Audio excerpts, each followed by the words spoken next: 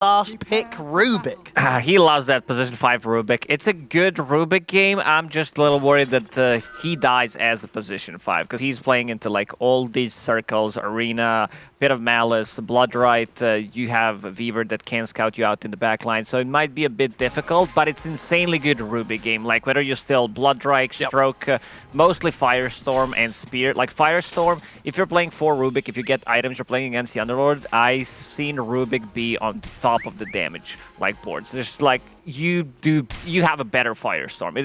It's just insane how much you can do with this particular matchup. But I gotta agree what T was talking about on the panel. When I looked at the draft, I felt like Gaming Gladiators, they have a really good one because of the like core-to-core matchups, especially in the lane. Pango on the off lane, I just feel this hero just doesn't do as much as the mid Pango does. He's also playing into Bloodseeker, he's playing into Leech Mechanic from the Grimstroke, Pit of Malice, like double, triple root potentially. So that's going to be a bit difficult. The saving grace for Team Liquid is the BKB on Dead Prophet. I think he needs to have that like as his second item, maybe even like first item, like get a half item into a BKB. I don't mind seeing that because it just feels really good because you don't care about the arena, you don't care about the Pit of Malice, and you can stand your ground. Like not many heroes can get on top of the Dead Prophet when Exorcism is running throughout the BKB, so they need to either kite. There is decent amount of lockdown on side of Team Liquid, so I want to see like how these fights post BKB on Dead Prophet are going to develop. Yeah, so how do you feel both teams' carries kind of fit in with what each lineup's trying to achieve here? Do you sort of have a preference for one of the ways that the carries are going to be able to play with the rest of the team? Like, Red King traditionally has been a counter to Bloodseeker because like you don't care about Rupture, a similar approach when you're playing Faceless Void, that there's a lot of Raid King picks or bans. But yeah, he munches through the tankiness of the heroes with his shard, like once he gets to that timing. See the lane set up. It's aggressive tri-lane from Gaming Gladiators. Played straight into the faces of Matuma and Insania. We'll see how well they can deal with that sort of pressure. So Gaming Gladiators, they're doing what they've been doing since the previous tour. They love to tri-lane. They love to aggressive tri-lane, leave Ace on the safe lane. This time around, I think Bango will get much more from that lane. Boxy will probably need to move around. I think it's much better if you leave Bangalore solo here to get some XP. He doesn't get pushed out of the lane easily. He has Ring of Protection sitting underneath the tower. But that also means something that I talked about, like Pango usually does struggle on the off lane. I have never seen this hero just win the off lane. It's more about like what he brings later on. It's not about the lane so much. But if he's off to a really good start, then this Bango might cause a lot of issues.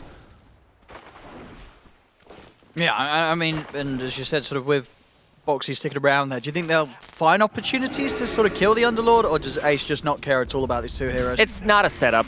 Like, they have, what, Shield Crash, or Boxy needs to land a really good arrow without a setup. They are putting some pressure, as you would expect. I mean, it's a solo Underlord.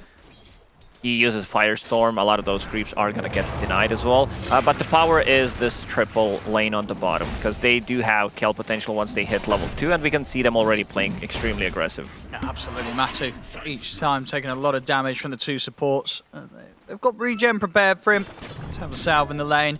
Also still salve on Boxy, who's now moved down here to match the tri-lane that Gaming Gladiators are bringing towards Liquid.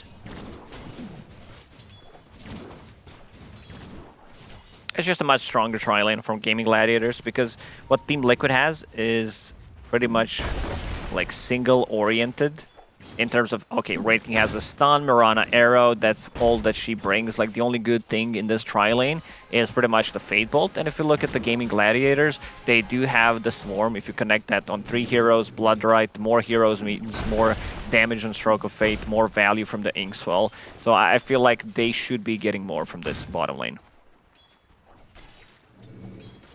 So if they find themselves another chance to go again. Again, look to chase down Matu a little bit. Won't kill him, but again, just bringing him low. Just say Boxy still has a salve prepared for him, and he'll pass that over now. Matuma man back up. Not much to follow up on the arrow. They did manage to get the pull off. Insania did D-ward, so that's pretty big.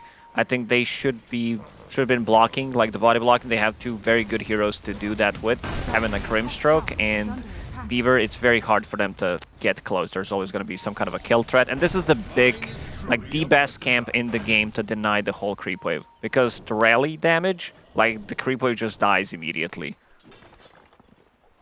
Rana did arrow the big one.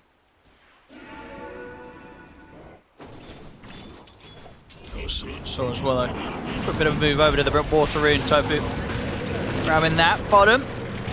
Gone Duracho, but he's fine. I keep him safe with the Inkswell. Keep the Wraith King stunned. So Tofu head back down here. Matu's a little bit low, but he has got stick charges.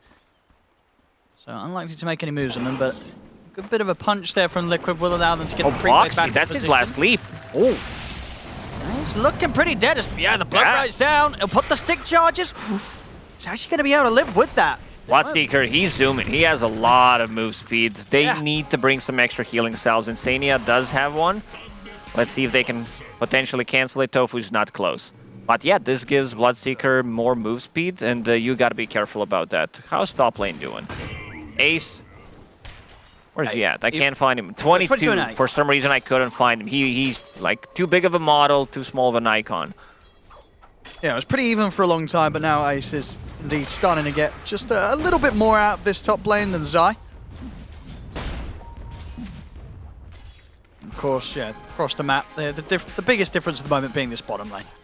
As you said, the way that you'd expect Gaimin Gladiators to be able to play this out 3 versus 3, it's certainly apparent here on the CS. 28 and 13 for Duracho compared to the 16 and 2 for Matumbaman. Yeah, this is what they have been doing for a very long time, so they have a bit more experience in how to use the tri-lane and what to do with it, and they also do force the tri-lanes when they feel like other team needs to react to their tri-lanes, and then they're in a weaker spot. First, Exorcism used on a mid lane, Arena. I see a bit of a rotation here from the supports, so they'll look to try and bring down Mickey. He's got the siphons going. That'll be enough heal to allow him to step back and survive. Yeah, imagine trying to gank Dead Prophet in 2022 with the 3 Spirit Siphons up. Yeah, it's very difficult. Like, as for us viewers and people who are watching the game, you're like, well, how did they not understand that this hero doesn't die? Sometimes it's very difficult to just understand how much of tankiness this hero has. Because they got kind of close. Yeah, it's close, but in the end, like, it might not even be close at all. Has a couple of Fairy Fires to work with, and the Magic Wand charge is not going to even pop anything. How much damage did Mickey actually get done to the tower with that first one? About half the HP, so a pretty good amount of damage done, especially considering that 2 supports did come in. Bottom lane, they'll hit the arrow. He's alone. He's dead. He's very alone. There we go, finally, first blood here. Coming in at 7 minutes, Insania takes down Duracho. Was just getting a little too comfortable on that bottom lane when he had, of course, been left by his supports. The supports had actually been gone a long, long time there. So a little too aggressively down the lane there, Duracho. Team Liquid, understanding that supports both are going to go to the base and heal up, so they use this opportunity. They don't have much setup in this game for Mirana's arrow. It's pretty much Wraith King stun. Celery comes back from the base, refills the bottle. Underlord, 4 points in his Atrophy Aura. It's a ton of damage. It allows him to stay on the top of the network. We've seen this thing from Amar. Yeah. Ooh, I like this. He's going for Echo Saber. Okay, this is some serious right click. Dude, I like it. Ace says, yeah, he wants to be sort of carrying this one. And back down bottom. Duracho back in the game, and this time he's got his support Celery and Tofu by his side. So they'll be able to have the setup to take down Insania. Celery will die in return. Mickey swings over from the mid, picks up the kill. We'll have Exorcism back up in a couple of seconds, so can look to go back on and continue the pressure on the mid tower if he wants to. Radiant's middle tower is under attack. We were just burning raindrops on Dead Prophet. Value, straight up value. You need to go through the raindrops, so if you can use Shikuchi and get away with that, that's pretty big. I want to see when they decide to swap Bloodseeker to the top lane, because I don't think he feels too comfortable farming the bottom lane anymore. I would assume in the next minute, unless the 2 supports are behind him. So what will I mean? Sort of looking forward to this game. What is the build going to be for Ace after the Echo Saber? You know, is there anything else that you sort of get in this build that's focusing on just being able to punch into the heroes?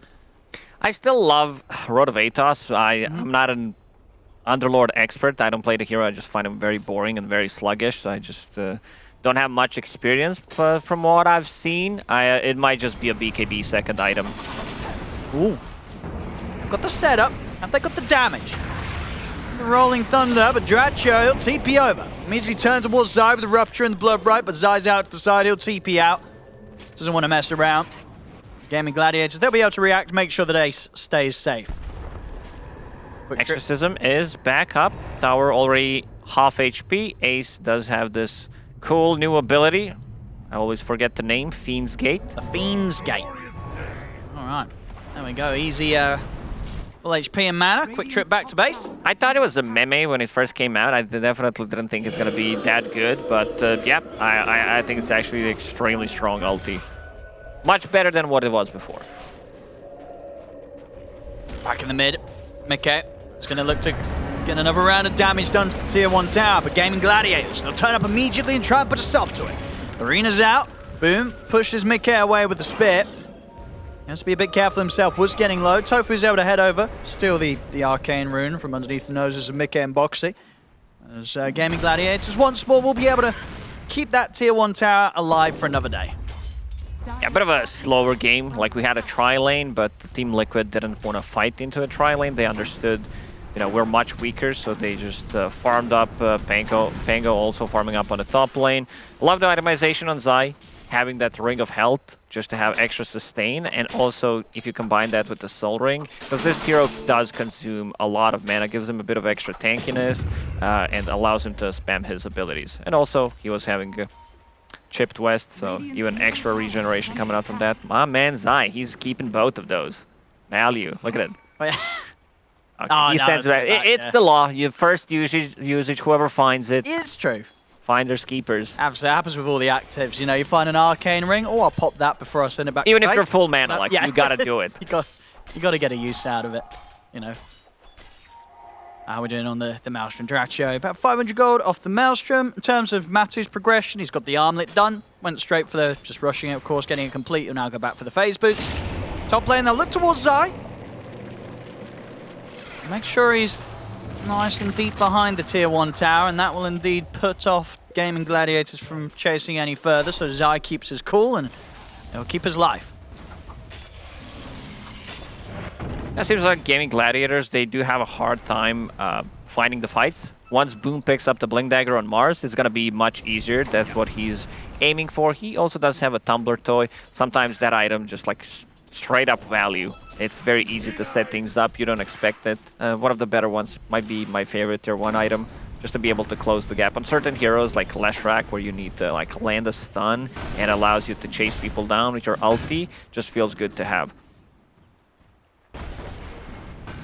See Liquid, seeing if they can get the setup on Ace bottom. Ace has almost 500 damage with Echo Saber. 12 minutes Wait, in. what? Yeah, it gets crazy, the numbers. Yeah, the numbers are zero. crazy, but the problem is, like, how do you actually get on top Well, of he's them to walking be up able... and like, please, stand still, let me hit you. But, I think that's the combo. Bloodseeker Rupture, so they stand still, and then Underlord and then comes Ace in just with the comes Echo in Saber and and... hits him for 500 damage. And there we go, look at that. He's going to be able to start working through the Ancients. Boxy did head over to sort of push him away. Maelstrom's down on Duracho. Start clearing through his own stacks in the jungle. We'll have a smoke from Boom and Celery. They're going to see if they can maybe join forces with Ace on the bottom lane. It's only Boxy hanging around at the moment. Not the biggest of kills, but they'll go for him. That's Boxy. He'll get taken out there with the reveal of Boom's Blink Dagger. Same time in the mid, though, they know the arena's been used, so they'll go for a push on the tower. They may even get the kill on Duracho. Turn with the Rupture. Pops the stick charges, and a good job that Boom was Here around. comes Underlord. See if they can kill Mickey. Okay, he's been caught in the pit. Here comes the damage. Collect. Oh, Mickey is getting sliced apart by Ace. As that'll put an end to the Death Prophet and her ghost. Zai is able to take out Celery in return, but he's got to keep himself away from Ace. Boom, a little off the mark there with the spear. Couldn't get the pushback on Zai. And now he himself could be in trouble. The three of them look to chase him out. See if they can catch Booms. Ooh, Swashbuckle misses. I mean, maybe he didn't need to hit it. He didn't need to hit it, Zai. You know, he's a gentleman. He's styling. He didn't want to steal the kill. He lets Instania have it instead. You got to give those kills to Rubik. Yeah. I mean, it's the last pick Rubik, you know. We know the true carry is this game. He did still Rupture in the previous fight and now has Shikuchi. As we said, like, there's so many good spells to steal. Even if you misclick something, you want to try steal things from the Underlord, you're like, oh, he used Bit of Malice, he used Ulti. Yep. Like, all these spells have insane value in the game. But they did save Doratio. Doratio didn't die there, right? No, he was able to live right. They started with that move from Boom, pushing McKay away from him. We'll get it here. Yeah, Doratio just pieced out the fight completely after they initially save him. Good Rolling Thunder from Zai, being able to lock down Grimstroke there. Gets the kill instantly. Problem is Boom, like, he didn't have stick in that fight. He just bought a full magic wand. You definitely need to have it. Like, if your bottle is empty, your Soul Ring, you don't want to use it in these situations. Maybe if he had, like, 2 spells, they would respect him more, maybe even get a return kill on Pango. But yeah, just magic wand, probably the best item in the game for the value. Radiant's middle tower is under attack. See Gaimin Gladiators. Maybe look to try and push the tier 1 down bottom. They have Arena back up on Boom. This is going to be a big timing for Team Liquid. Getting level 12 on that Prophet and also getting a BKB. And she's very close to both. Yeah, because this is what you wanted to see, right? Yes. BKB rush. I think next fight is going to determine quite a lot, because this also opens up the Roche for them. They do have more than enough damage, minus armor and disarm from Pango. It's still not maxed out, but the Raid King can also, like, potentially just force a fight inside the pit, especially when he picks up the Deso. Oh, Boxy. He's into the trees, and with the leap TP, he's away from the angle that Boom tried for there with the spear. Still survive. The Moonlight Shadow going. Liquid are trying to see if they could get a setup in the mid. Oh, perfect rune. It just doesn't get better for Team Liquid. That Prophet found Arcane Rune. So yeah, you ticked all the boxes here. Level 12, BKB, Arcane Rune. Yeah, good luck in the next fight, Gaming Gladiators, because Liquid's going to be coming in with some power. Not many heroes showing from Gaming Gladiators right now, so they're scouting for some kind of opportunity. Maybe they want to, like, just have this Deso as well, because Arcane Rune will still be available, and then, like, they might force a Roche fight. I was going to say, yeah, would you want them to just go in the Roche and pop Arcane and Exorcism? They could. Yeah. They could. I don't mind seeing that. Also, you have Pango, and if Pango gets to roll, maybe try to bait a Rupture. That seems like they have a bit of a different plan.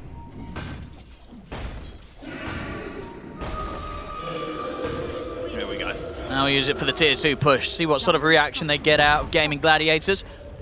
I don't look to be too interested in turning up and fighting into the Ghost and this potential BKB Death Prophet. So this tower should be Liquid's.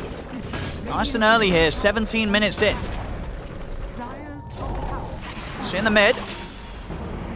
Go for the tier 1 themselves, Zai. Just going to try and start something, but Ace has got his BKB done, and he doesn't want to mess around. BKB and he'll step away. Team Liquid, pretty sure they're okay with the trade. They get the tier 2 tower on the mid. They force a BKB on Underlord Arena. Boxy. He's pretty much been the target both times here from Boom's arenas. Catching that Mirana. It's a success once again for Boom. Gaming Gladiators, they dodge the fight because they don't feel comfortable playing into what Team Liquid had at the moment, so their next timing is going to be Bloodseeker with the BKB. That's what they're looking for.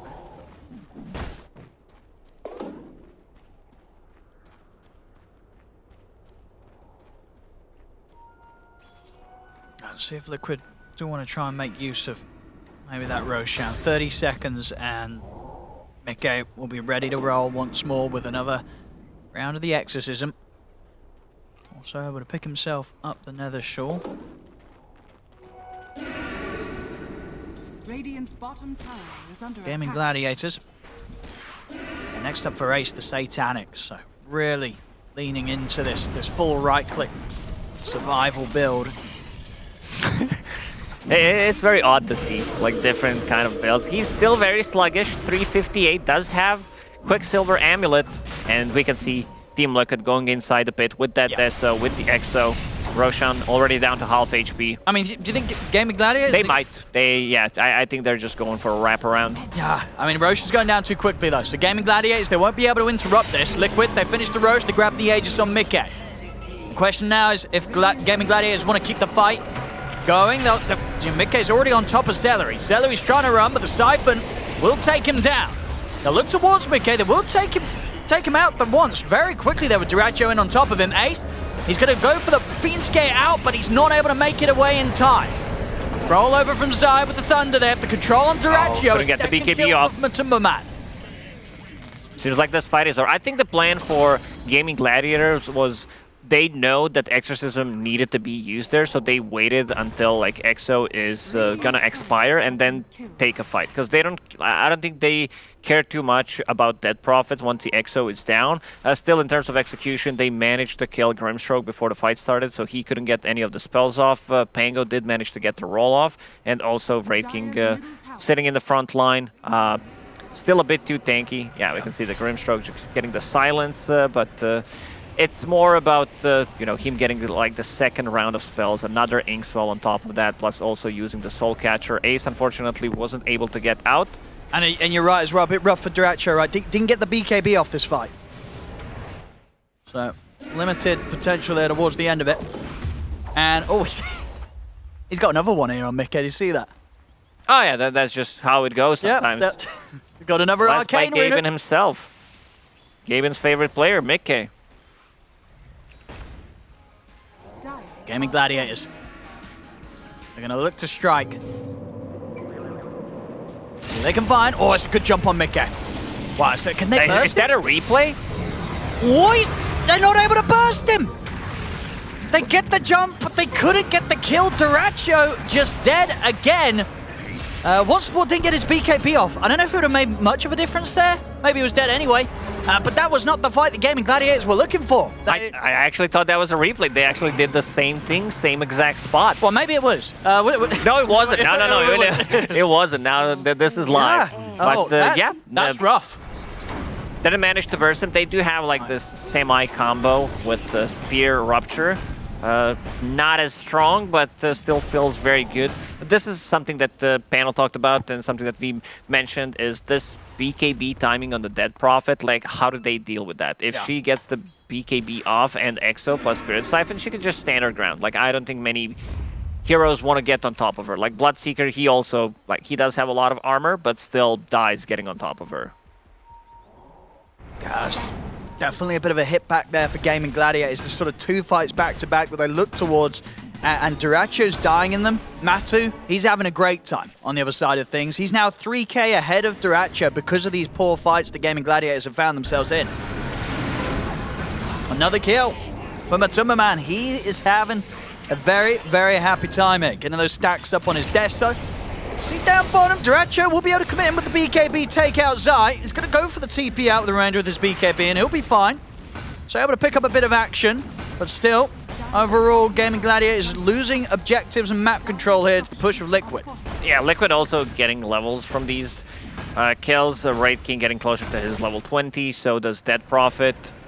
I'm not sure which one this is. That's the first one. Oh, that was the replay. First one. Okay, the production. Almost the same three. Thank you very much. Appreciate it. And yeah, I think Duracho was so close there to getting the kill. He might have actually had it if he was able to get the BKB off in time, but wasn't the case. Liquid take another fight. You see Insane are all smiles at the moment here.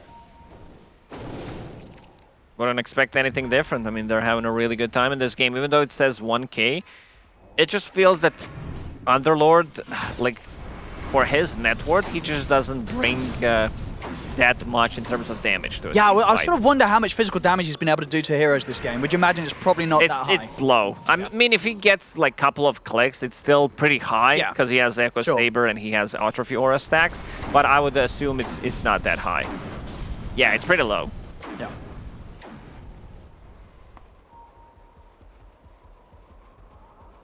$1.7k building damage. Oh, there you go.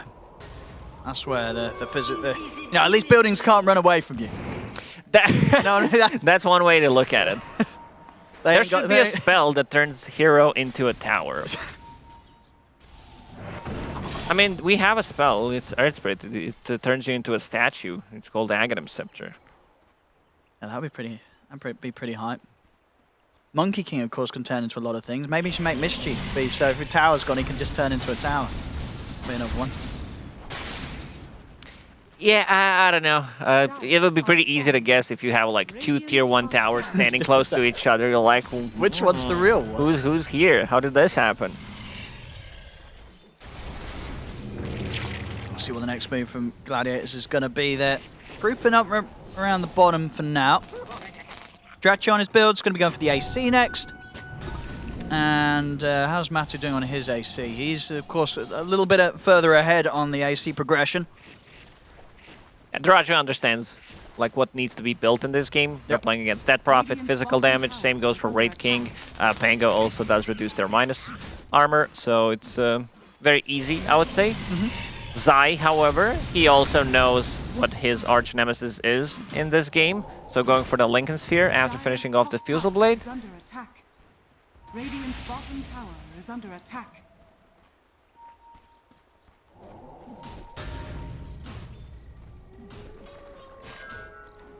Leading the way here.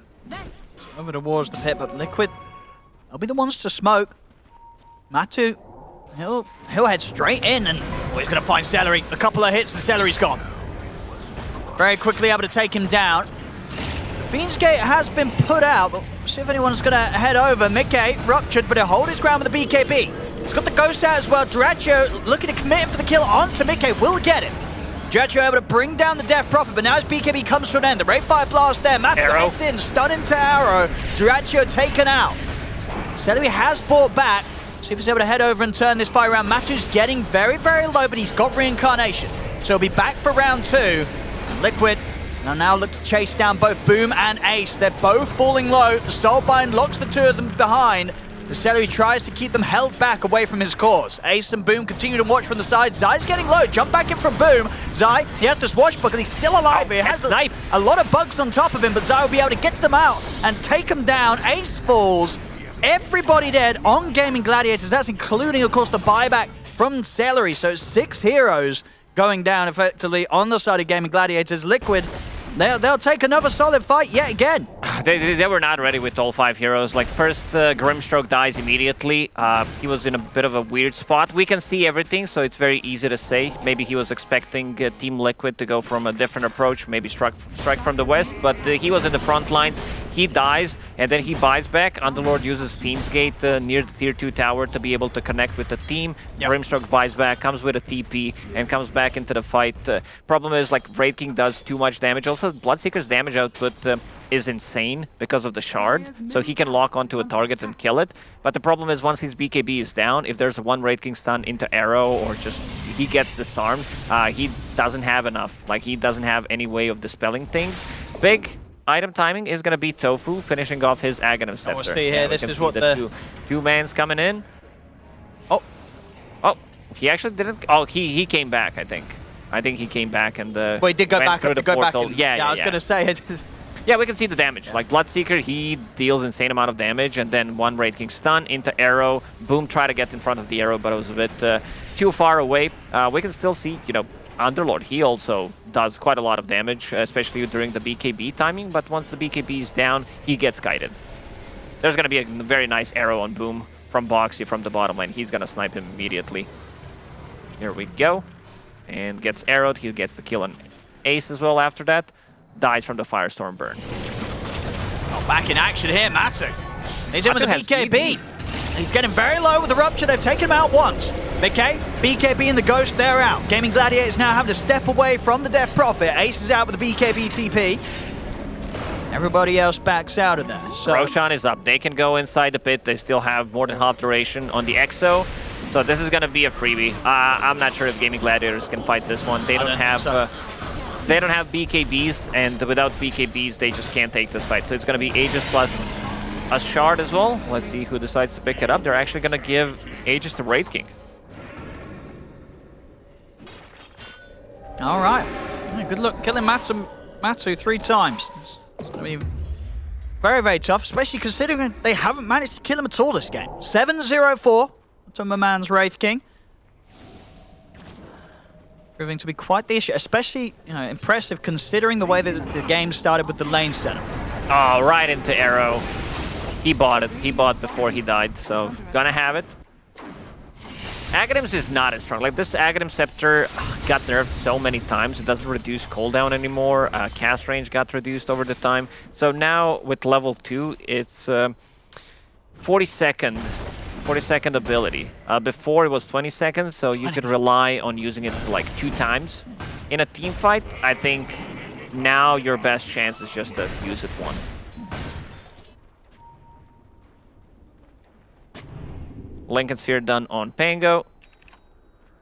Raking with the full AC. Bloodseeker. Still far away from his AC. He's slowing things down a little bit. Yeah, Matu's just been cruising ahead this game.